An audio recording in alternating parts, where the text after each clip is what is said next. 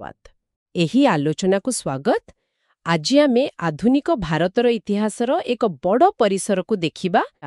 ତେବେ ଆମର ଉଦ୍ଦେଶ୍ୟ ରହିବ ଏଇ ଯୋଉ ବିସ୍ତୃତ ଇତିହାସ, ଏଥିର ମୁଖ୍ୟ ଘଟଣା, ଗୁରୁତ୍ୱପୂର୍ଣ୍ଣ ନୀତି ଏସବୁକୁ ଟିକେ ସହଜରେ ବୁଝିବା। ଏକଦମ ମାନେ ୟୁରୋପୀୟଙ୍କ ଆଗମନଠାରୁ ଆରମ୍ଭ କରି ସ୍ୱାଧୀନତା ପର୍ଯ୍ୟନ୍ତ। ଠିକ୍ ଅଛି। ତେବେ ଆସନ୍ତୁ ସିଧା କଥାକୁ। ୟୁରୋପିଆନ ମାନେ ଆଉ ବିଶେଷ କରି ପର୍ତ୍ତୁଗୀଜମାନେ ସେମାନେ ପ୍ରଥମେ କାହିଁକି ଆସିଲେ ଆଉ କେମିତି ଆସିଲେ? ଏହା ପଛରେ କ'ଣ ୟୁରୋପର କିଛି ରାଜନୀତି ଥିଲା? ହଁ, ନିଶ୍ଚିତ ଭାବରେ। ଦେଖନ୍ତୁ, 1500 ଶତାବ୍ଦୀ ଶେଷ ବେଳକୁ ସ୍ପେନ୍ ଆଉ ପର୍ତ୍ତୁଗାଲ ଏମାନେ ନୂଆ ନୂଆ ସମୁଦ୍ର ରାସ୍ତା ଖୋଜିବାର ବହୁତ ଆଗ୍ରହୀ ଥିଲେ। ଆଚ୍ଛା। ଆଉ 1494ରେ ଗୋଟେ ଚୁକ୍ତି ହେଲା, ଟ୍ରିଟି ଅଫ୍ ଟର୍ଡେସିଲାସ୍। ଓହୋ। ଏଇଟା ବଡ଼ ଗୁରୁତ୍ୱପୂର୍ଣ୍ଣ। ମାନେ ପୋପଙ୍କ ମଧ୍ୟସ୍ଥତାରେ ସେମାନେ ଦୁନିଆକୁ ବାଣ୍ଟି ନେଲେ ଯେ କିଏ କୁଆଡ଼େ ଯିବ। ଆଚ୍ଛା। ତ ପର୍ତ୍ତୁଗାଲକୁ ମିଳିଲା ପୂର୍ବ ଦିଗ, ମାନେ ଆଫ୍ରିକା, ଏସିଆ ଏପଟେ। ତେଣୁ ସେମାନଙ୍କ ପାଇଁ ଭାରତ ଆସିବାକୁ ରାସ୍ତା ଖୋଲିଗଲା। ଆଉ ତା ସାଙ୍ଗକୁ ଜାହାଜ ତିଆରି କରିବା କୌଶଳ ବି ଭଲ ହେଇଗଲା ସେତେବେଳକୁ। ଆଉ ମସଲା ବ୍ୟବସାୟର ଲୋପ ତ ଥିଲା। ବୁଝିଲି। ସେଥିପାଇଁ ତାହେଲେ 1499ରେ ଭାସ୍କୋ ଡା ଗାମା ଆସି କାଲିକଟରେ ପହଞ୍ଚିଲେ। ଏହାପରେ ତ ଆହୁରି ଅନେକ ୟୁରୋପୀୟ ଶକ୍ତି ବି ଆସିଲେ ନା? ହଁ, ପର୍ତ୍ତୁଗୀଜମାନଙ୍କ ପରେ ପରେ ଆସିଲେ ଡଚ୍, ତାପରେ ଇଂରେଜ, ଡେନମାର୍କର ଲୋକ ଆଉ ଫ୍ରେଞ୍ଚ ସମସ୍ତେ ଆସିଲେ। କିନ୍ତୁ ଧୀରେ ଧୀରେ ପ୍ରତିଯୋଗିତାରେ ଦେଖିବେ ତ ଇଂରେଜମାନେ ଆଗେଇ ଗଲେ। କେମିତି? ଦେଖନ୍ତୁ, ପର୍ତ୍ତୁଗୀଜମାନେ ପ୍ରଥମେ ଚେଷ୍ଟା କଲେ ବ୍ଲୁ ୱାଟର ପଲିସି ଆଉ କାର୍ଟାଜ ସିଷ୍ଟମ ଦ୍ୱାରା ସମୁଦ୍ରରେ ନିଜର ଦବଦବା ରଖିବାକୁ। କାର୍ଟାଜ ମାନେ ଗୋଟେ ପରମିଟ୍ ଭଳି। ଆଚ୍ଛା। କିନ୍ତୁ ବେଶୀ ଦିନ ଚାଲିଲାନି। 1612ରେ ଗୋଟେ ବଡ଼ ଘଟଣା ହେଲା। ସୁରଟ ପାଖରେ ସ୍ୱାଲି ବୋଲି ଜାଗା ଅଛି, ସେଠି ଇଂରେଜ ନୌସେନା ପର୍ତ୍ତୁଗୀଜମାନଙ୍କୁ ହଆଇ ଦେଲା।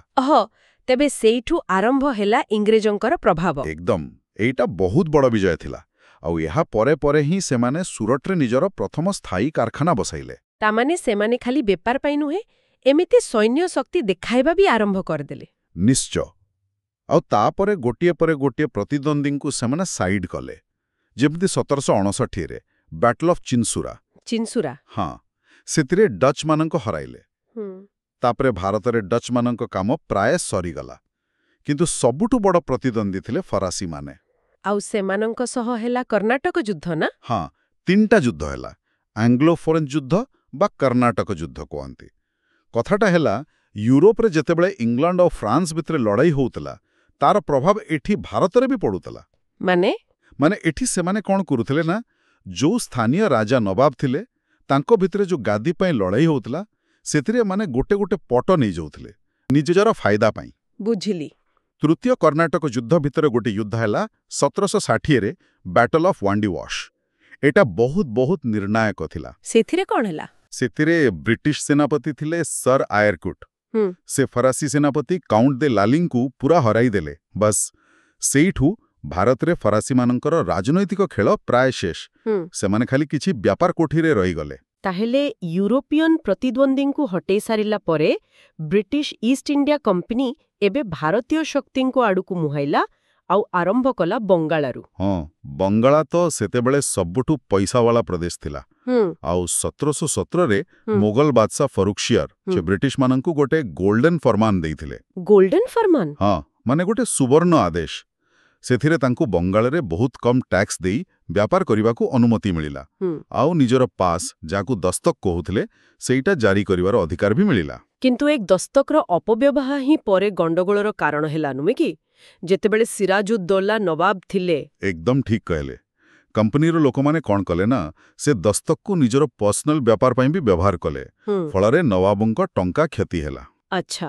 ତା ଛଡ଼ା ବ୍ରିଟିଶମାନେ ବିନା ପରମିଶନରେ କଲିକତାରେ କିଲ୍ଲା ତିଆରି କରିବାକୁ ଲାଗିଲେ। ଏସବୁ କଥା ସିରାଜକୁ ପସନ୍ଦ ଆସିଲାନି। ଆଉ ଏହାରି ପାଇଁ ହିଁ 1757ରେ ପ୍ଲାସି ଯୁଦ୍ଧ ହେଲା। ପ୍ଲାସି ଯୁଦ୍ଧଟା ତ ଶୁଣିଛି। ଗୋଟେ ଯୁଦ୍ଧ ଭଳି ନୁହେଁ, ବେଶୀ ଷଡ଼ଯନ୍ତ୍ର ଥିଲା। ହଁ, ସେୟା ହିଁ କହିପାରିବା। ରବର୍ଟ କ୍ଲାଇଭ୍ ବହୁତ ଚାଲାକ ଥିଲେ।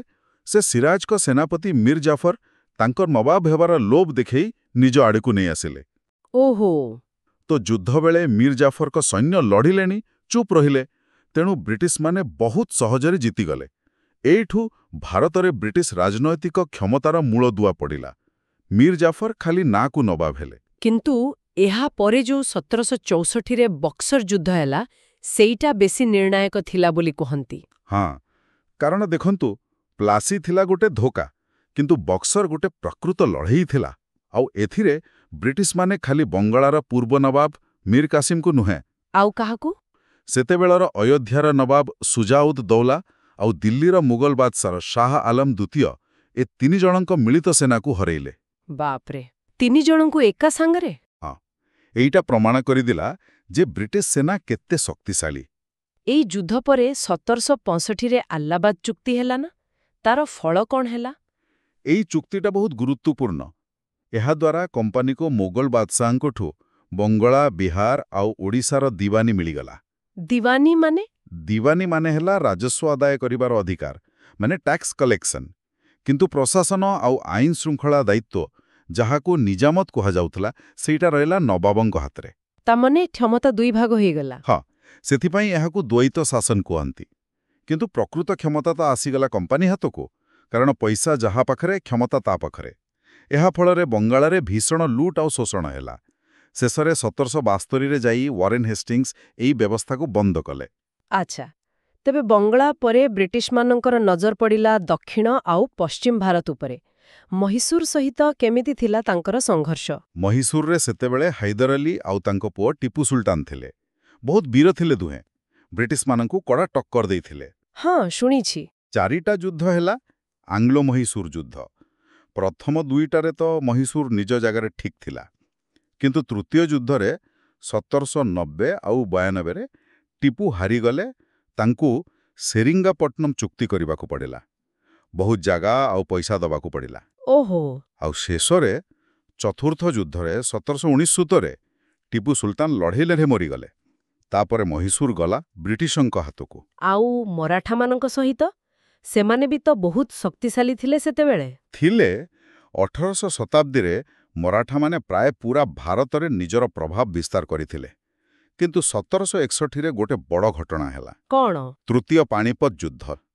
ସେଥିରେ ଆଫଗାନିସ୍ତାନର ଅହମ୍ମଦ ଶାହ ଆବଦାଲୀଙ୍କଠୁ ମରାଠାମାନେ ବହୁତ ବୁରିତରରେ ହାରିଲେ। ଏହି ପରାଜୟ ତାଙ୍କୁ ଭିତରୁ ଦୁର୍ବଳ କରିଦେଲା। ଆଚ୍ଛା। ତାପରେ ତାଙ୍କ ଭିତରେ ପୁଣି ନିଜ ନିଜ ଭିତରେ ଲଢ଼େଇ ଆରମ୍ଭ ହୋଇଗଲା। କିଏ ପେଶୱା ହେବ ସେଇଆକୁ ନେଇ। ଆଉ ଏଇ ସୁଯୋଗର ଫାଇଦା ଉଠେଇଲେ ବ୍ରିଟିଶମାନେ। ତାମାନେ 3ଟା ଆଙ୍ଗ୍ଲୋ ମରାଠା ଯୁଦ୍ଧ ହେଲା। ହଁ, ପ୍ରଥମ ଯୁଦ୍ଧଟା 1775-82 ପ୍ରାୟ ବରାବର ରହିଲା। ସାଲବାଇ ଚୁକ୍ତି ହେଇ ଶେଷ ହେଲା। କିନ୍ତୁ ଦ୍ୱିତୀୟ ଯୁଦ୍ଧ ଯେତେବେଳେ 1803-5 ବେଳକୁ, ପେଶୱା ଥିଲେ ବାଜିରାଓ ଦ୍ୱିତୀୟ। ସେ ଡରିକି ବ୍ରିଟିଶଙ୍କ ସାଙ୍ଗରେ ବସେଇନ ଚୁକ୍ତି 1802 କରିଦେଲେ ଆଉ ସହାୟକ ସନ୍ଧି ମାନିନେଲେ। ଓହୋ। ଏ କଥା ବାକି ମରାଠା ସର୍ଦ୍ଦାରମାନଙ୍କ ଯେମିତି ସିନ୍ଧିଆ, ଭୋଁସଲେ, ହୋଲକର ପସନ୍ଦ ଆସିଲାନି। ତେଣୁ ଯୁଦ୍ଧ ହେଲା। ଆଉ ଶେଷରେ ତୃତୀୟ ଯୁଦ୍ଧ 1817-18 ପରେ ମରାଠା ଶକ୍ତିର ପୁରାପୁରି ଅନ୍ତ ହୋଇଗଲା। ପେଶୱା ପଦବୀ ହିଁ ଉଠେଇ ଦିଆଗଲା। ଆପଣ ଏବେ ସହାୟକ ସନ୍ଧି କଥା କହିଲେ। ଆଉ ଗୋଟେ ଶୁଣିବାକୁ ମିଳେ ଡକ୍ଟ୍ରିନ୍ ଅଫ୍ ଲାପ୍ସ। ଏଇ ନୀତିଗୁଡ଼ିକ କେମିତି ବ୍ରିଟିଶ ସାମ୍ରାଜ୍ୟ ବଢ଼ାଇବାରେ ସାହାଯ୍ୟ କଲା? ଏଗୁଡ଼ାକ ବହୁତ ଚାଲାକିଆ ନୀତି ଥିଲା। ଦେଖନ୍ତୁ, ଲର୍ଡ ୱେଲେସ୍ଲି ଆଣିଥିଲେ ସହାୟକ ସନ୍ଧି, ସବସିଡିଆରୀ ଆଲାଏନ୍ସ। ଏହାକୁ ଯେଉଁ ଭାରତୀୟ ରାଜା ମାନିବେ, ତାଙ୍କୁ ନିଜ ସୈନ୍ୟ ହଟେଇ ଦେଇ ବ୍ରିଟିଶ ସୈନ୍ୟ ରଖିବାକୁ ପଡ଼ିବ। ଆଉ ତାର ଖର୍ଚ୍ଚ ବି ସେଇ ରାଜା ଦେବେ। ବାପରେ। ଖାଲି ସେତିକି ନୁହେଁ, ସେ ରାଜ୍ୟ ଅନ୍ୟ କାହା ସହ ସମ୍ପର୍କ ରଖିପାରିବନି ବ୍ରିଟିଶଙ୍କ ବିନା ଅନୁମତିରେ। ଆଉ ରାଜ୍ୟ ଦରବାରରେ ଜଣେ ବ୍ରିଟିଶ ଅଫିସର, ରେସିଡେଣ୍ଟ, ସବୁବେଳେ ରହିବେ। ମାନେ ରାଜ୍ୟଟା ଖାଲି ନାଁକୁ ସ୍ୱାଧୀନ, କାମ ସବୁ ବ୍ରିଟିଶଙ୍କ ଇସାରାରେ। ହାଇଦ୍ରାବାଦର ନିଜାମ, ଅଯୋଧ୍ୟାର ନବାବ, ଏମିତିକି ପେଶୱା ନିଜେ ସମସ୍ତେ ଏହାକୁ ମାନିବାକୁ ବାଧ୍ୟ ହେଲେ। ଆଉ ଲର୍ଡ ଡେଲହାଉସିଙ୍କର ଡକ୍ଟ୍ରିନ୍ ଅଫ୍ ଲାପ୍ସ, ସେଇଟା କ'ଣ ଥିଲା? ସେଇଟା ଆହୁରି ସିଧାସଳଖ ରାଜ୍ୟ ହଡପ କରିବାର ନୀତି ଥିଲା। ଡେଲହାଉସି କହିଲେ, ଯୋଉ ରାଜା ସହାୟକ ସନ୍ଧି ମାନିଛନ୍ତି ଆଉ ତାଙ୍କର ଯଦି ନିଜର ପୁଅ ନାହିଁ ପ୍ରାକୃତିକ ଉତ୍ତରାଧିକାରୀ, ତେବେ ସେ ରାଜା ମରିଗଲା ପରେ ତାଙ୍କ ରାଜ୍ୟ ସିଧା ବ୍ରିଟିଶ ସାମ୍ରାଜ୍ୟରେ ମିଶିଯିବ।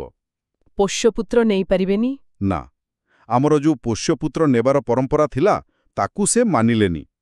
ଏଇ ନୀତି ଲଗେଇକି ସେ ସତାରା, ଝାନ୍ସୀ, ନାଗପୁର, ସମ୍ବଲପୁର ଏମିତି ବହୁତ ରାଜ୍ୟକୁ ନିଜ ସାମ୍ରାଜ୍ୟରେ ମିଶେଇ ଦେଲେ।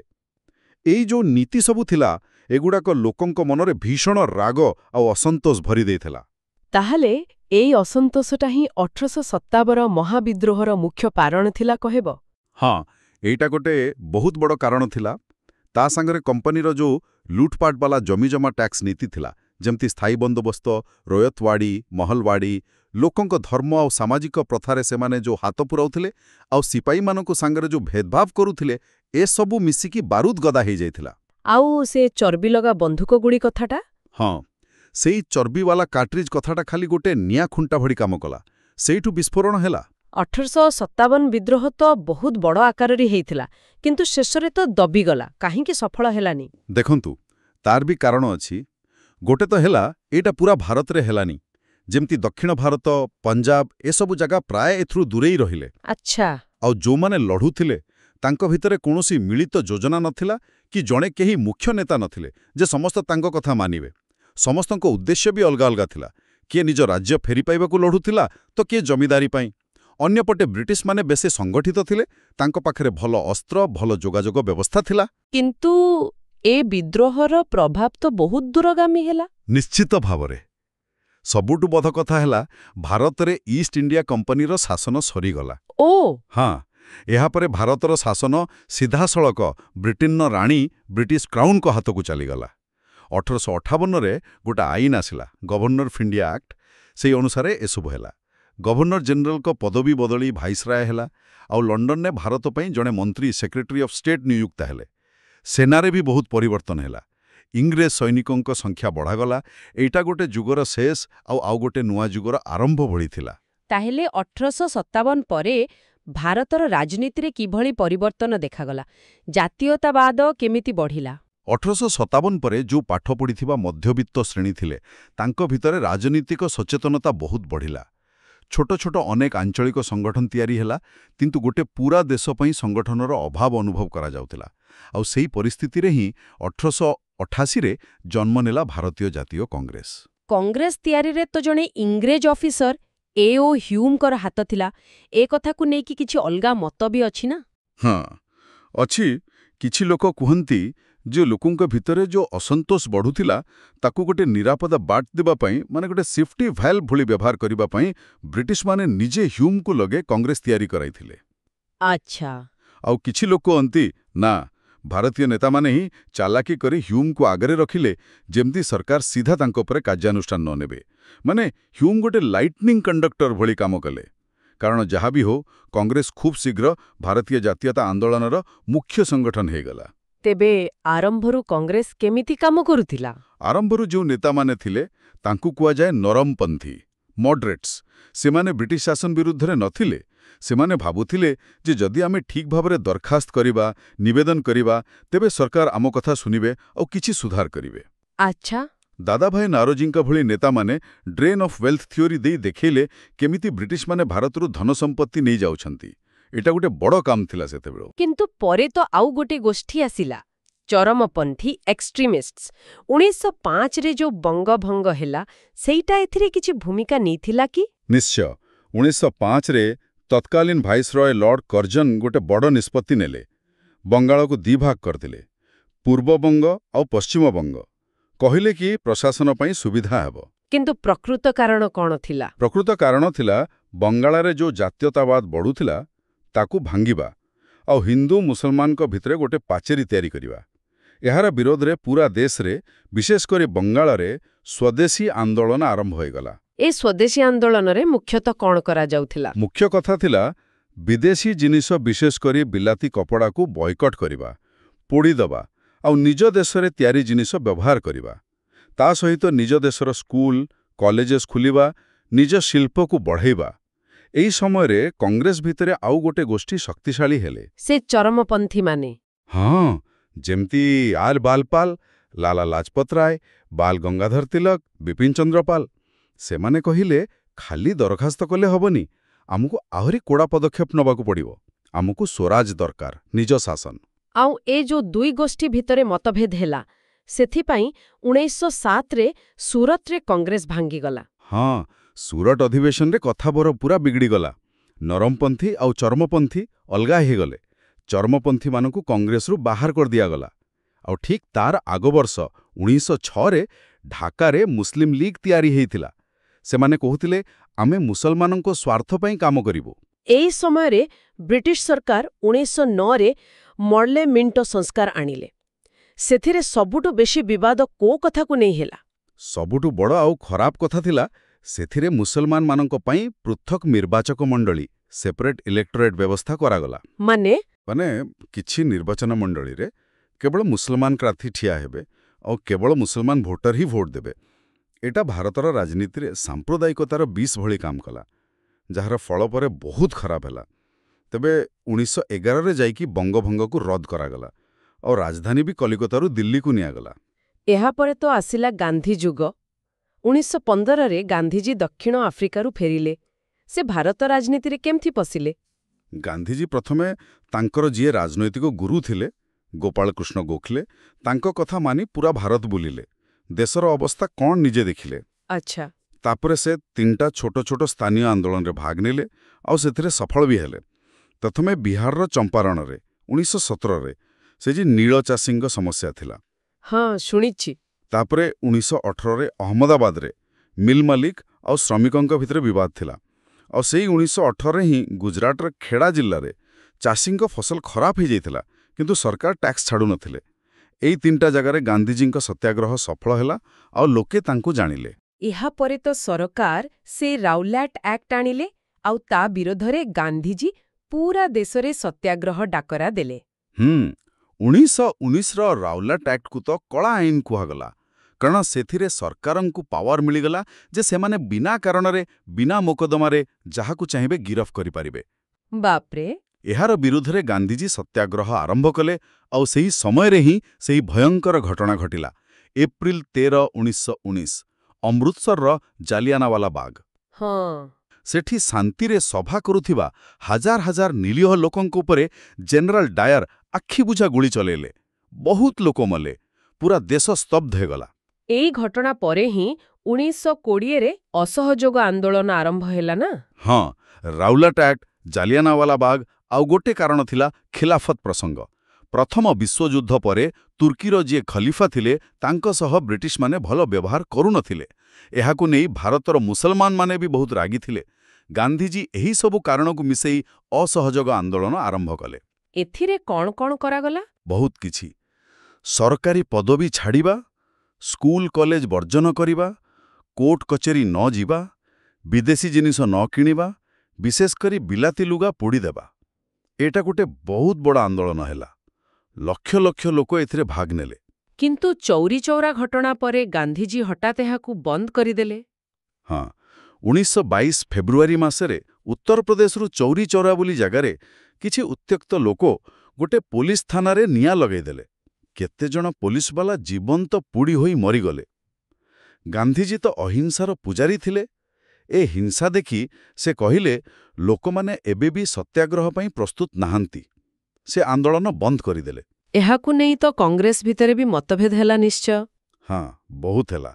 ସି.ଆର. ଦାସ, ମୋତିଲାଲ ନେହେରୁଙ୍କ ଭଳି କିଛି ବଡ଼ ନେତା ଗାନ୍ଧିଜୀଙ୍କ ନିଷ୍ପତ୍ତିରେ ଖୁସି ନଥିଲେ। ସେମାନେ କହିଲେ, ଆମେ ନିର୍ବାଚନ ଲଢ଼ି ସରକାର ଭିତରକୁ ଯିବା ଆଉ ସେଠି ରହିକି ସରକାରଙ୍କୁ ବିରୋଧ କରିବା। ସେମାନେ ସ୍ୱରାଜ ପାର୍ଟି ବୋଲି ଗୋଟେ ନୂଆ ଦଳ ଗଢ଼ିଲେ। ଏଇ ସମୟରେ ମାନେ 1920 ଦଶକରେ ବିପ୍ଳବୀମାନେ ବି ପୁଣି ସକ୍ରିୟ ହେଲେ। ଭଗତ ସିଂ, ଚନ୍ଦ୍ରଶେଖର ଆଜାଦ ଏମାନଙ୍କର ନାଁ ଶୁଣିବାକୁ ମିଳେ। ହଁ, ଅସହଯୋଗ ଆନ୍ଦୋଳନ ବନ୍ଦ ହେଲା ପରେ ଅନେକ ଯୁବକ ନିରାଶ ହେଇଗଲେ। ସେମାନେ ଭାବିଲେ, ଖାଲି ଅହିଂସା ବାଟରେ ସ୍ୱାଧୀନତା ମିଳିବନି। ତେଣୁ ବିପ୍ଳବୀ ଗତିବିଧି ପୁଣି ଜୋର ଧରିଲା। Hindustan socialist Republican association HSRA ଗଠନ ହେଲା। ସେମାନେ କ'ଣ କରୁଥିଲେ? ସେମାନେ ଖାଲି ବୋମା ବନ୍ଧୁକ କଥା କହୁନଥିଲେ, ସେମାନେ ସମାଜବାଦ କଥା ବି କହୁଥିଲେ। ସେମାନେ କାକୁରି ଟ୍ରେନ୍ ଡକାୟତି କଲେ। ଲାଲା ଲାଜପତ ରାୟଙ୍କ ମୃତ୍ୟୁର ପ୍ରତିଶୋଧ ନେବା ପାଇଁ ପୁଲିସ ଅଫିସର ସଣ୍ଡର୍ସଙ୍କୁ ହତ୍ୟା କଲେ। ଦିଲ୍ଲୀରେ କେନ୍ଦ୍ରୀୟ ବିଧାନସଭା ଭିତରେ ବୋମା ପକେଇଲେ। କହିଲେ କି ବଧିର ସରକାରଙ୍କୁ ଶୁଣେଇବା ପାଇଁ ଏହା ଜରୁରୀ। ଆଉ ଏଥିପାଇଁ ଭଗତ ସିଂ, ସୁଖଦେବ, ରାଜଗୁରୁଙ୍କୁ ଫାଶୀ ଦିଆଗଲା। ହଁ, 1931 ମାର୍ଚ୍ଚ 23 ତାରିଖରେ। ସେହିପରି ବଙ୍ଗଳାରେ ମାଷ୍ଟର ଦା ସୂର୍ଯ୍ୟସେନଙ୍କ ନେତୃତ୍ୱରେ 1930ରେ ଚିଟାଗଂ କସ୍ତ୍ରାଗାର ଲୁଣ୍ଠନ ବି ଗୋଟେ ବହୁତ ବଡ଼ ସାହସିକ କାମ ଥିଲା। ଆଚ୍ଛା। ଏହାପରେ 1927ରେ ସାଇମନ କମିଶନ ଆସିଲା। ତାକୁ ଏତେ ବିରୋଧ କାହିଁକି କରାଗଲା?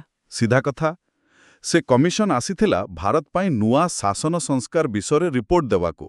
କିନ୍ତୁ ସେଥିରେ 7 ଜଣ ଯାକ ସଦସ୍ୟ ଥିଲେ ଗୋରା ଲୋକ, ଇଂରେଜ, ଜଣେ ବି ଭାରତୀୟ ନଥିଲେ। ଓଃ। ଲୋକେ କହିଲେ, ଆମ ଦେଶର ଭବିଷ୍ୟତ କ'ଣ ହେବ?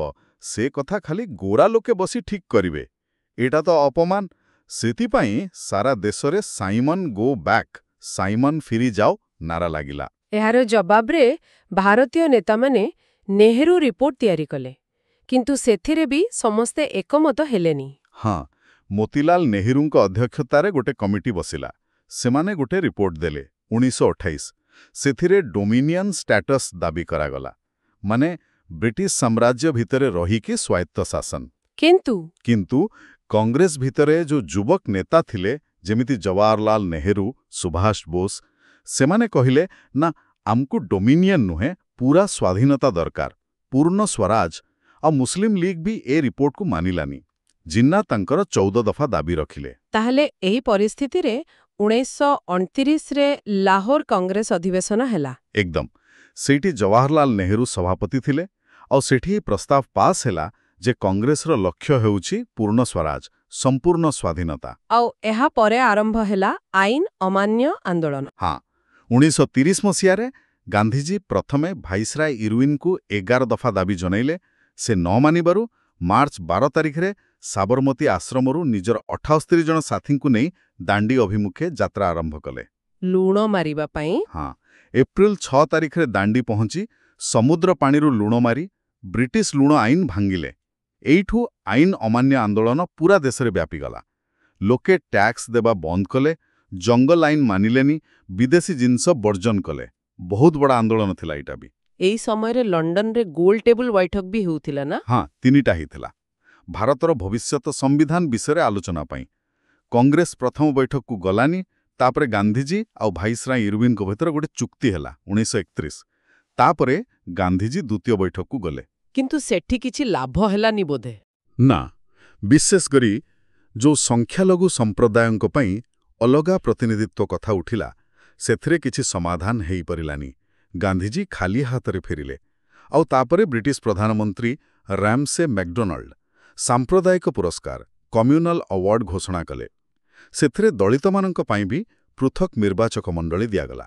ଏହାକୁ ତ ଗାନ୍ଧିଜୀ ବିରୋଧ କଲେ, ଆଉ ଡକ୍ଟର ଆମ୍ବେଦକରଙ୍କ ସହିତ ଶେଷରେ ପୁଣା ଚୁକ୍ତି ହେଲା। ହଁ, ଗାନ୍ଧିଜୀ ଏହାର ବିରୋଧରେ ଜେଲ ଭିତରେ ଆମରଣ ଅନଶନ ଆରମ୍ଭ କରିଦେଲେ। ଶେଷରେ ଡକ୍ଟର ଆମ୍ବେଦକରଙ୍କ ସହିତ ବୁଝାମଣା ହେଲା। 1932ରେ ପୁଣା ଚୁକ୍ତି ହେଲା। ସେଥିରେ ଦଳିତମାନଙ୍କ ପାଇଁ ପୃଥକ ନିର୍ବାଚକ ମଣ୍ଡଳୀ ବଦଳରେ ସାଧାରଣ ନିର୍ବାଚକ ମଣ୍ଡଳୀ ଭିତରେ ହିଁ ଅଧିକ ସଂଖ୍ୟକ ଆସନ ସଂରକ୍ଷିତ ରଖାଗଲା। ଠିକ୍ ଅଛି। ଏହା ପରେ ଆସିଲା 1935ର ଭାରତ ସରକାର ଅଧିନିୟମ। ଏଇଟା କ'ଣ ଗୁରୁତ୍ୱପୂର୍ଣ୍ଣ ଥିଲା? ହଁ, ଏଇଟା ଗୋଟେ ବହୁତ ବଡ଼ ଆଉ ଜଟିଳ ଆଇନ ଥିଲା। ଆମ ସମ୍ବିଧାନର ଅନେକ ଅଂଶ ଏଇଠୁ ନିଆଯାଇଛି। ଏଥିରେ ପ୍ରଦେଶଗୁଡ଼ିକୁ ବହୁତ କ୍ଷମତା ଦିଆଗଲା, ମାନେ ପ୍ରାଦେଶିକ ସ୍ୱାୟତ୍ତତା। ଏହା ଆଧାରରେ 1947ରେ ନିର୍ବାଚନ ହେଲା, ଆଉ କଂଗ୍ରେସ ବହୁତ ଜାଗାରେ ଜିତିକି ସରକାର ବି ଗଢ଼ିଲା। ଆଚ୍ଛା। କିନ୍ତୁ ଏଥିରେ କେନ୍ଦ୍ର ସରକାରଙ୍କ ପାଇଁ ଯୋଉ ବ୍ୟବସ୍ଥା ଥିଲା, ସେଇଟା ଠିକ୍ ଭାବେ କାମ କଲାନି, ଆଉ ଗଭର୍ଣ୍ଣରମାନଙ୍କ ହାତରେ ବି ବହୁତ ପାୱାର ରଖାଯାଇଥିଲା। 1939ରେ ତ ଦ୍ୱିତୀୟ ବିଶ୍ୱଯୁଦ୍ଧ ଆରମ୍ଭ ହୋଇଗଲା, ଆଉ ବ୍ରିଟିଶ ସରକାର ଭାରତକୁ ନ ପଚାରି ଯୁଦ୍ଧରେ ସାମିଲ କରିଦେଲେ। ଏହାପରେ ତ କଂଗ୍ରେସ ସରକାର ସବୁ ଇସ୍ତଫା ଦେଇଦେଲେ। ହଁ, ଦେଇଦେଲେ। ଏହାପରେ ଯୁଦ୍ଧରେ ଭାରତୀୟଙ୍କ ସାହାଯ୍ୟ ପାଇବା ପାଇଁ ବ୍ରିଟିଶ ସରକାର 2ଟା ଚେଷ୍ଟା କଲେ। ପ୍ରଥମେ 1940ରେ ଅଗଷ୍ଟ ଅଫର ଦେଲେ, ତାପରେ 1942ରେ କ୍ରିପ୍ସ ମିଶନ ପଠାଇଲେ। କିନ୍ତୁ ସେଥିରେ କ'ଣ ଥିଲା? 2ଟା ଯାକରେ ସେମାନେ କହିଲେ ଯେ ଯୁଦ୍ଧ ପରେ ଭାରତକୁ ଡୋମିନିୟନ୍ ଷ୍ଟାଟସ୍ ଦିଆଯିବ, ଆଉ ସମ୍ବିଧାନ ତିଆରି ପାଇଁ ଗୋଟେ ସଭା ବସିବ। କିନ୍ତୁ ସେତେବେଳକୁ ଆଉ ଡୋମିନିୟନ୍ ଷ୍ଟାଟସ୍ରେ କେହି ରାଜି ନଥିଲେ। ସମସ୍ତେ ପୁରା ସ୍ୱାଧୀନତା ଚାହୁଁଥିଲେ, ଆଉ ତତ୍କାଳ କ୍ଷମତା ହସ୍ତାନ୍ତର କଥା ବି କିଛି ନଥିଲା। ଗାନ୍ଧିଜୀ ତ କ୍ରିପ୍ସ ମିଶନକୁ କହିଲେ ଏଇଟା ଗୋଟେ ବୁଡ଼ି ଯାଉଥିବା ବ୍ୟାଙ୍କର ପୋଷ୍ଟ ଡେଟେଡ୍ ଚେକ୍। ବାଃ, ଭଲ କଥା କହିଥିଲେ। ତାହେଲେ ଏହାର ପ୍ରତିକ୍ରିୟାରେ ହିଁ 1942ରେ ଭାରତ ଛାଡ଼ ଆନ୍ଦୋଳନ ଆରମ୍ଭ ହେଲା। ଏକଦମ। ଅଗଷ୍ଟ 8, 1942 ବମ୍ବେର ଗୋୱାଲିଆ ଟ୍ୟାଙ୍କ ମଇଦାନ। ଗାନ୍ଧିଜୀ ଡାକରା ଦେଲେ, କରୋ ବା ମରୋ, ଡୁ ଅର୍ ଡାଏ। ସରକାର ବି ପୁରା ପ୍ରସ୍ତୁତ ଥିଲେ। ରାତାରାତି ଗାନ୍ଧିଜୀଙ୍କ ସମେତ ସବୁ ବଡ଼ ବଡ଼ ନେତାଙ୍କୁ ଗିରଫ କରିନେଲେ। ତେଣୁ ଆନ୍ଦୋଳନଟା ଲୋକଙ୍କ ହାତକୁ ଚାଲିଗଲା। କୌଣସି ନେତା ନଥିଲେ, ଯିଏ ଯେମିତି ପାରିଲା ସେମିତି କଲା। ବହୁତ ଜାଗାରେ ହିଂସା ବି ହେଲା, ସରକାରୀ ଅଫିସ ପୋଡ଼ାଗଲା, ରେଲ ଲାଇନ ଉପଡ଼ାଗଲା। କେତେକ ଜାଗାରେ ଲୋକେ ନିଜର ସମାନ୍ତରାଳ ସରକାର ବି ଚଲେଇଲେ। ଏହି ସମୟରେ ସୁଭାଷ ଚନ୍ଦ୍ର ବୋଷ ବି ଭାରତ ବାହାରେ ଥିଲେ, ଆଜାଦ ହିନ୍ଦ ଫୌଜ ଗଢ଼ିଥିଲେ। ହଁ, ସୁଭାଷ ବାବୁ ତ ଆଗରୁ କଂଗ୍ରେସ ଛାଡ଼ି ଦେଇଥିଲେ। ସେ 1941ରେ ଭାରତରୁ ଲୁଚି ପଳେଇଗଲେ। ଆଗେ ଜର୍ମାନୀ ଗଲେ, ତାପରେ ଜାପାନ ସାହାଯ୍ୟରେ ଦକ୍ଷିଣ ପୂର୍ବ ଏସିଆରେ ପହଞ୍ଚି ଆଜାଦ ହିନ୍ଦ ଫୌଜ ବା ଆଇଏନ୍ଏର ନେତୃତ୍ୱ ନେଲେ। ତାଙ୍କର ସ୍ଲୋଗନ ଥିଲା ଦିଲ୍ଲୀ ଚଲୋ। ହଁ, ଦିଲ୍ଲୀ ଚଲୋ, ଜୟ ହିନ୍ଦ। ସେମାନେ ଭାରତ ଉପରେ ଆକ୍ରମଣ ବି କଲେ, କିନ୍ତୁ ସଫଳ ହୋଇପାରିଲେ ନାହିଁ। ତଥାପି ସୁଭାଷ ବାବୁ ଆଉ ଆଇଏନ୍ଏର ସଂଗ୍ରାମ ଲୋକଙ୍କ ମନରେ ଗୋଟେ ନୂଆ ଜୋଶ ଭରି ଦେଇଥିଲା। ଯୁଦ୍ଧ ପରେ ଯେତେବେଳେ ଆଇଏନ୍ଏର ଅଫିସରମାନଙ୍କ ଧରିକି ଆଣି ଦିଲ୍ଲୀ ଲାଲକିଲ୍ଲାରେ ତାଙ୍କର ବିଚାର କରାଗଲା, ପୁରା ଦେଶ ତାଙ୍କ ସପକ୍ଷରେ ଠିଆ ହେଇଥିଲା। ତାମାନେ ଯୁଦ୍ଧ ସରିବା ପରେ ପରିସ୍ଥିତି ବହୁତ ବଦଳି ଯାଇଥିଲା। ବ୍ରିଟେନରେ ବି ନୂଆ ସରକାର ଆସିଥିଲା। ତେବେ କ୍ଷମତା ହସ୍ତାନ୍ତର ପାଇଁ କ'ଣ କରାଗଲା? 1946ରେ ବ୍ରିଟିଶ ସରକାର ଗୋଟେ 3 ଜଣିଆ ମନ୍ତ୍ରୀ ଦଳ ପଠେଇଲେ। ତାକୁ କୁହାଯାଏ କ୍ୟାବିନେଟ୍ ମିଶନ। ଆଚ୍ଛା। ସେମାନେ ଆସି ସବୁ ବଳ ସହ କଥାବାର୍ତ୍ତା କଲେ। ସେମାନେ ପାକିସ୍ତାନ ଦାବିକୁ ମାନିଲେ ନାହିଁ, ବରଂ ଗୋଟେ ଏମିତି ସଂଘୀୟ ବ୍ୟବସ୍ଥା ପ୍ରସ୍ତାବ ଦେଲେ ଯେଉଁଥିରେ କେନ୍ଦ୍ର ପାଖରେ କମ୍ କ୍ଷମତା ରହିବ ଆଉ ପ୍ରଦେଶଗୁଡ଼ିକ ଗ୍ରୁପ ହେଇ ଅଧିକ କ୍ଷମତା ପାଇବେ। ଆଉ ଗୋଟେ ଅସ୍ଥାୟୀ ସରକାର, ଇଣ୍ଟରିମ୍ ଗଭର୍ଣ୍ଣମେଣ୍ଟ ଗଢ଼ିବାକୁ ବି କହିଲେ। ନେହେରୁଙ୍କ ନେତୃତ୍ୱରେ ସେମିତି ସରକାର ଗଢ଼ା ବି ଗଲା। ମୁସଲିମ ଲିଗ୍ ପ୍ରଥମେ ମନା କଲା, ପରେ ଯୋଗ ଦେଲା। କିନ୍ତୁ ଏଇ କ୍ୟାବିନେଟ୍ ମିଶନ ଯୋଜନା ବି ତ ଫେଲ୍ ମାରିଲା, ଆଉ ଦେଶ ଭାଗ ହେବା ଆଡ଼କୁ ଗଲା। ସେଇଟା କେମିତି ହେଲା? ସେଇ ଯୋଉ ଗ୍ରୁପିଂ ବ୍ୟବସ୍ଥା ଥିଲା, ତାକୁ ନେଇ କଂଗ୍ରେସ ଆଉ ମୁସଲିମ ଲିଗ୍ ଭିତର ମତଭେଦ ହେଲା। ଲିଗ୍ କହିଲା, ଯଦି ଆମ କଥା ମାନିବନି, ତେବେ ଆମେ ନିଜେ ପାକିସ୍ତାନ ହାସଲ କରିବୁ। ଆଉ ସେମାନେ ଅଗଷ୍ଟ 16, 1946କୁ ପ୍ରତ୍ୟକ୍ଷ କାର୍ଯ୍ୟ ଦିବସ, ଡାଇରେକ୍ଟ ଆକ୍ସନ ଡେ ଘୋଷଣା କଲେ। ତାପରେ ଯାହା ହେଲା ସେଟା ବହୁତ ଦୁଃଖଦାୟକ। ଦେଶରେ, ବିଶେଷ କରି କଲିକତାରେ ଭୟଙ୍କର ସାମ୍ପ୍ରଦାୟିକ ଦଙ୍ଗା ଆରମ୍ଭ ହୋଇଗଲା। ହଜାର ହଜାର ଲୋକ ମଲେ। ଏହି ହିଂସା ଦେଖିଲା ପରେ ଅନେକ ନେତା ଭାବିଲେ ଯେ ଆଉ ଏକାଠି ରହିହେବନି। ଦେଶ ଭାଗ ହେବା ହିଁ ଏକମାତ୍ର ରାସ୍ତା। ଏହାପରେ ତ ଲର୍ଡ ମାଉଣ୍ଟବ୍ୟାଟେନ୍ ଆସିଲେ ଭାଇସରାୟ ହେଇ, ଆଉ ସେ ହିଁ ଦେଶ ଭାଗ କରିବାର ଯୋଜନା ଆଣିଲେ। ହଁ, ଫେବୃଆରୀ 1947ରେ ବ୍ରିଟିଶ ସରକାର କହିସାରିଥିଲେ ଯେ ସେମାନେ ଜୁନ 1948 ସୁଦ୍ଧା ଭାରତ ଛାଡ଼ି ପଳେଇବେ। ମାଉଣ୍ଟବ୍ୟାଟେନ୍କୁ ପଠାଗଲା କି ଯେମିତି ଶୀଘ୍ର କ୍ଷମତା ହସ୍ତାନ୍ତର କରାଯାଇପାରିବ। ସେ ଆସି ସ୍ଥିତି ଦେଖିଲେ ଆଉ ଜୁନ 3, 1947ରେ ଗୋଟେ ଯୋଜନା ଘୋଷଣା କଲେ। ସେଇଟା ହେଲା ମାଉଣ୍ଟବ୍ୟାଟେନ୍ ଯୋଜନା। ସେଥିରେ କ'ଣ ଥିଲା? ସେଥିରେ ସିଧା କୁହାଗଲା ଯେ ଦେଶ 2 ଭାଗ ହେବ, ଭାରତ ଆଉ ପାକିସ୍ତାନ। ପଞ୍ଜାବ ଆଉ ବଙ୍ଗଳା ପ୍ରଦେଶ ବି 2 ଭାଗ ହେବ। ଦେଶୀୟ ରାଜ୍ୟମାନଙ୍କୁ ଇଚ୍ଛା ଦିଆଗଲା, ସେମାନେ ଭାରତରେ ମିଶିବେ କି ପାକିସ୍ତାନରେ, କିମ୍ବା ସ୍ୱାଧୀନ ରହିବେ। ପରେ ସ୍ୱାଧୀନ ରହିବା କଥାଟା ହଟିଗଲା। ଏ ଯୋଜନା ଆଧାରରେ ବ୍ରିଟିଶ ପାର୍ଲାମେଣ୍ଟ ଭାରତୀୟ ସ୍ୱାଧୀନତା ଅଧିନିୟମ ପାସ୍ କଲା, ଆଉ ଅଗଷ୍ଟ 15, 1947ରେ ଭାରତ ସ୍ୱାଧୀନ ହେଲା। ଏତେ ସବୁ ରାଜନୈତିକ ଉଠାପୁଖା ଭିତରେ ସମାଜ ସୁଧାର ପାଇଁ ବି ତ କାମ ଚାଲିଥିଲା। ସେ ବିଷୟରେ ବି ଟିକେ କହିବେ। ନିଶ୍ଚୟ। ଦେଖନ୍ତୁ, 19ବିଂଶ ଶତାବ୍ଦୀଟା ଥିଲା ସାମାଜିକ ଆଉ ଧାର୍ମିକ ସଂସ୍କାର ଆନ୍ଦୋଳନର ଯୁଗ। ରାଜା ରାମମୋହନ ରାୟଙ୍କୁ ତ ଭାରତୀୟ ପୁନର୍ଜାଗରଣର ପିତା କୁହାଯାଏ। ସେ ବ୍ରହ୍ମ ସମାଜ ସ୍ଥାପନ କଲେ। ଏକଶ୍ୱରବାଦ, ମୂର୍ତ୍ତିପୂଜା ବିରୋଧ, ସତୀଦାହ ପ୍ରଥା ବିରୋଧ, ଏସବୁ ପାଇଁ ସେ ଲଢ଼ିଲେ। ସେହିପରି ସ୍ୱାମୀ ଦୟାନନ୍ଦ ସରସ୍ୱତୀ ଆର୍ଯ୍ୟ ସମାଜ ଗଠନ କଲେ। ତାଙ୍କର ନାରା ଥିଲା, ବେଦକୁ ଫେରିଯାଅ। ସେ ହିନ୍ଦୁ ଧର୍ମରୁ କୁସଂସ୍କାର ଦୂର କରିବାକୁ ଚାହୁଁଥିଲେ। ସ୍ୱାମୀ ବିବେକାନନ୍ଦ ରାମକୃଷ୍ଣ ମିଶନ ମାଧ୍ୟମରେ ମଣିଷ ସେବା ହିଁ ପ୍ରକୃତ ଈଶ୍ୱର ସେବା ବୋଲି କହିଲେ, ଆଉ ଭାରତୀୟ ଦର୍ଶନକୁ ପୁରା ଦୁନିଆରେ ପହଞ୍ଚେଇଲେ। ଏମିତି ଆହୁରି ଅନେକ ସଂଗଠନ ଥିଲା, ଯେମିତି ପ୍ରାର୍ଥନା ସମାଜ, ଥିଓସୋଫିକାଲ ସୋସାଇଟି। ସେମାନେ ବି ସମାଜ ସୁଧାର ପାଇଁ କାମ କରୁଥିଲେ। ତାହେଲେ ଏ ଯୋଉ ଲମ୍ବା ଯାତ୍ରା ଆମେ ଆଲୋଚନା କଲେ, ସେଥିରେ ଦେଖିବାକୁ ମିଳିଲା କେମିତି ଗୋଟେ ବେପାରୀ କମ୍ପାନୀ ଆସିଲା, ଧୀରେ ଧୀରେ ପୁରା ଦେଶକୁ ନିଜ କବ୍ଜାକୁ ନେଲା, କେମିତି ଭାରତୀୟମାନେ ତା ବିରୁଦ୍ଧରେ ଲଢ଼ିଲେ, ଜାତୀୟ ଆନ୍ଦୋଳନ ଠିଆ ହେଲା, ଆଉ ଶେଷରେ ବହୁତ ସଂଘର୍ଷ, ବହୁତ ବଳିଦାନ ପରେ ଦେଶ ସ୍ୱାଧୀନ ହେଲା, କିନ୍ତୁ ଗୋଟେ ବହୁତ ଦୁଃଖଦାୟକ ଦେଶ ବିଭାଜନ ସହିତ। ହଁ, ଏ ପୁରା କାହାଣୀଟା ବହୁତ ଜଟିଳ। ଏଥିରେ ଅନେକ ଘଟଣା, ଅନେକ କାରଣ, ଅନେକ ଭିନ୍ନ ଭିନ୍ନ ଚିନ୍ତାଧାରା, ବହୁତ ନେତାଙ୍କ ଅବଦାନ ଆଉ ସାଧାରଣ ଲୋକଙ୍କ ଭାଗିଦାରୀ ବି ଅଛି। ଆମେ ଆଜି ଯେଉଁ ଉତ୍ସକୁ ନେଇ କଥା ହେଉଥିଲେ, ସେ ତ ଗୋଟେ ବହୁତ ବଡ଼ ବିଷୟକୁ କମ୍ ସମୟରେ କହିବାକୁ ଚେଷ୍ଟା କରିଛି। ତେଣୁ ସବୁ କଥାକୁ ପୁରା ଭିତରକୁ ଯାଇ ଦେଖିବା ତ ସମ୍ଭବ ନୁହେଁ। ଶେଷରେ ଗୋଟିଏ କଥା ମୁଁ ଭାବୁଛି, ଆମ ଶ୍ରୋତାମାନେ ବି ଭାବିପାରିବେ, ଯେମିତି ଶୀଘ୍ର ଶୀଘ୍ର ବ୍ରିଟିଶମାନେ ଭାରତରେ ନିଜ ସାମ୍ରାଜ୍ୟ ବଢ଼େଇଲେ, ଆଉ ପୁଣି ଯେମିତି ତରବରରେ ଦେଶକୁ ଭାଗ ଭାଗ କରିଦେଇ ଚାଲିଗଲେ, ସେଇ ଯୋଉ ପୁରା ଘଟଣାକ୍ରମ, ତାର ପ୍ରଭାବ କିମ୍ବା ତାର ଛାପ ଆଜି ବି ଆମ ସମାଜରେ, ଆମ ରାଜନୀତିରେ କେଉଁଠି ନା କେଉଁଠି ଦେଖିବାକୁ ମିଳୁଛି କି? ଏହା ଏକ ଗଭୀର ପ୍ରଶ୍ନ ଯାହା ଉପରେ ଚିନ୍ତା କରାଯାଇପାରେ।